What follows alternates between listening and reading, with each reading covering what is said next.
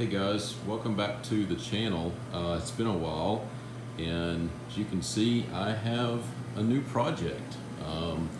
What I've got is a 2004 WJ Jeep Grand Cherokee.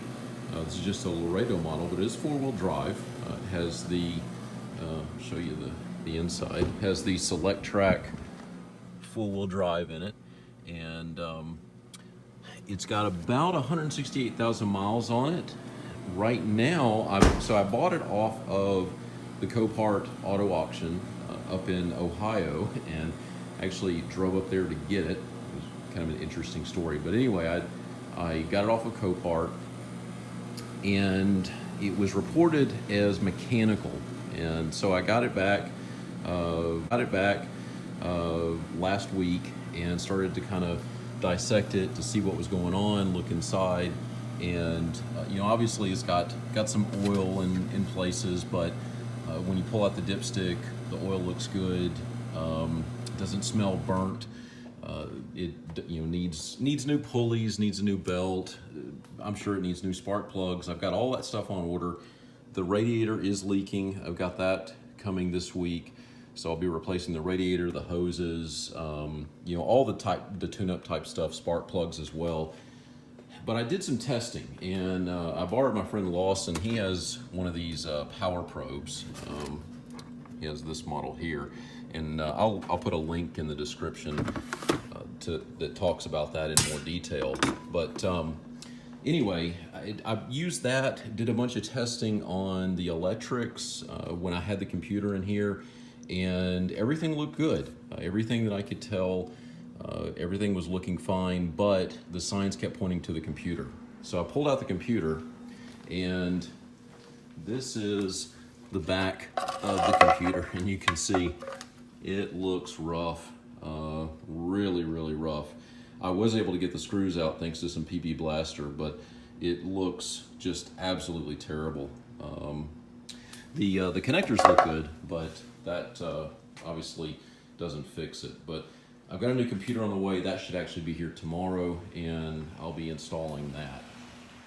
So as I was saying, I've got the computer coming, supposed to be here tomorrow. I am hopeful that that is gonna fix my problems. It's gonna crank right up.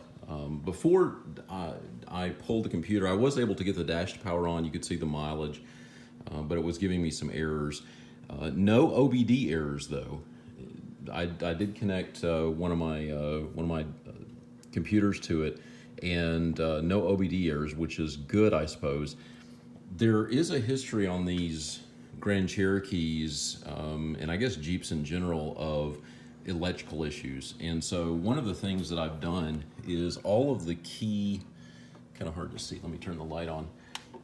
One of the key things are grounds, and this is something that gets overlooked quite a bit with Jeeps in particular, but just electrical in general. Jeeps seem to be particularly susceptible to ground issues. So I've gone through, I pulled off all of the grounds, and I used a little wire wheel to be sure that all of the connections are good. Also too, my old connectors on the battery were just totally shot. I bought these off Amazon. I'll post a link in the description. These are really good, nice solid connectors. So I've got these to replace them. They're really heavy duty, and they came with the copper lugs. So I've soldered those onto the end of the OEM cables after I wire wheel the cables, and that's also hopefully going to give me really good connection once and power once I get everything back in with the computer. And I'm crossing my fingers again that it's just going to power right up. Otherwise, the vehicle's in good shape. I do have, there's a little dents and dings for a vehicle this age, but overall the body is in really good condition, aside from two rust spots. This actually was a northern car, so I have a rust spot that is, if you can see it, right here.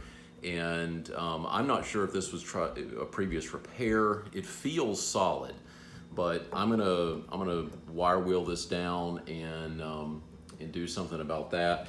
And then the worst spot is right over here, and you can actually see open up the door, how bad this is. This one, I'm gonna have to go to a junkyard and actually cut out one of these and see about getting it welded in. And I've talked about getting a welder. This may indeed be the time to do that. So I'm gonna go and see if I can find one of these, and I'm probably gonna have to actually cut this back. You know, my guess is probably have to cut it all the way out here to get to good metal. It's just shot. This is actually, I think, kind of the inner layer of metal, and then there's foam in here. You can see it just falls right off.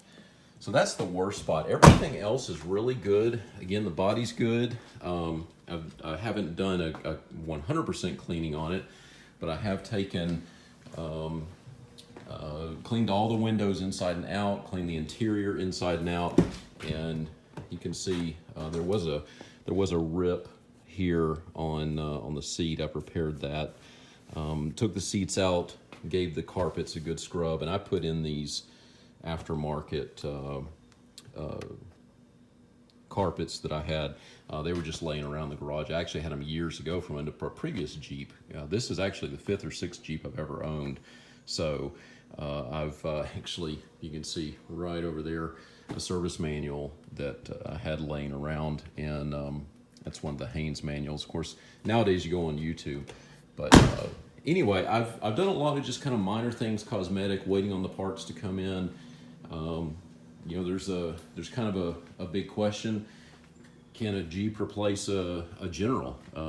You know, this one obviously hasn't been lifted. It doesn't have big tires, has the OEM wheels. And, you know, in its present condition, would I take it up to Windrock? Probably not. I would at least want to upgrade the suspension on it, the wheels and tires, and probably get a couple of more skid plates, because this model, even though it's four-wheel drive, doesn't have really any skid plates on it. And I would really want to have that up at Windrock, because there are some good rocks up there.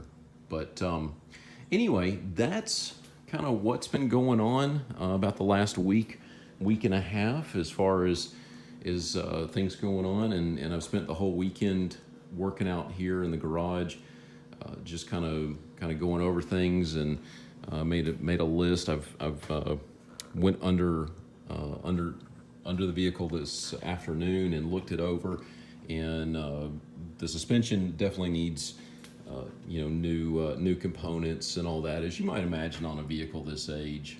But overall, the bones seem to be good. I'm really pleased with it, and I'll get back with you once I get the computer in, and we'll see what happens next.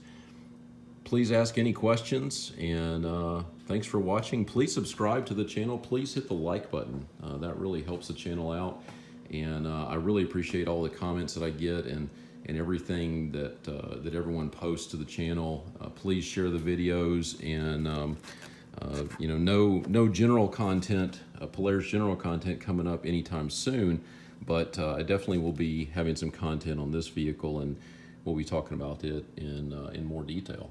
So again, thanks for watching. Please like, share, subscribe, and have a great day.